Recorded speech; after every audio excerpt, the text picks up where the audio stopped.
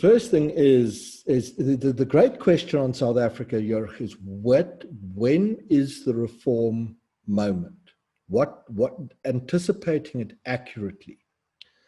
I think, and Thomas has said it now, that the prospects for reform to be engineered from within the present ANC are limited. There are potential avenues to that. Reform will have to occur from without, and it can happen through two sets of effects. One is that desperate in the face of defeat, the ANC in government is willing to, in effect, surrender policy sovereignty to external financing institutions and allow those institutions to force unpopular reforms onto the government. Essentially, the budget speech is dictated from abroad. That is a prospect, and it's an opportunity to seize and to use financing in order to force reform. The second avenue to reform now is the political defeat of the ANC itself and the growth of a new movement in its stead that, given sentiment in South Africa, has the prospect of being centre-right. And by centre-right, I really mean Mandela and Mbeki. And if anyone tells me they weren't centre-right, I'll say to you, budget surplus. Now, where in the world do you find that? That's arch fiscal conservatism. So I think that there are prospects for reform, and I think they're very much closer, Jörg, than anyone realizes. I think the effects of the lockdown and the pandemic has squeezed into 3 months trends that would otherwise have taken 3 or 4 years to play out. So arguably, South Africa now is far closer to its reformist horizon than I think many firms are able to anticipate. And I think there's a terrible problem in thinking about South Africa. And I think it's bred in the media, and it's a problem that is encountered most often amongst people who rely on political and economic analyses out of groups of firms that simply do not have the information or understanding of history or ideology to do a professional job of analysis.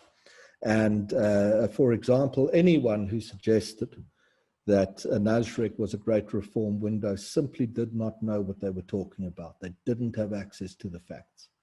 And that false confidence creates disproportionate disappointment. Firms that we've briefed since Nasrec, we've told, look, we don't think it's going to be the great reformist window, but neither is it the end of the world. South Africa's growth is going to underperform emerging markets by a significant proportion. We'll run into the energy crisis, and we'll run into the political crisis. Collectively, those bring us to the moment of reform and realignment. And that moment can create a set of circumstances that will make South Africa a far more competitive investment destination. And if I was a major, if I sat on the board of a major global corporation with a serious about a global footprint, a serious Western firm competing with challenges from the East, I would have absolutely no problem in saying that South Africa is a good part of the world to place oneself in a holding pattern in, to take advantage of the potential upsides. And more than that, because so many people are down on South Africa now, but the political realignment is potentially so close, you might pick up interests and assets here, particularly given the currency weakness as well, at bargain basement prices. And I could make a compelling case, put it in a couple of paragraphs, about why firms with long-term horizons, professional strategic thinking, that aren't swayed by these B-grade analysts. I don't think that there should be any great fear or consideration, particularly given that South Africa would be such a small part of the market, but it sits at the southern tip of the continent that just from a sort of consumer trends perspective over 30 or 40 years could become hugely influential. So I don't see the problem. I don't see a crisis that requires fleeing. I don't see that at all. And if you spent much time in our offices when we still had them, my analysts, the best of them, could work in Europe or America if they chose to. They're here, the mood in the office is upbeat. It's not because everything is fantastic, and we think it's going to go great. It's because we understand what is really happening, we can see the opportunities, and we know where the change and inflection point is going to be.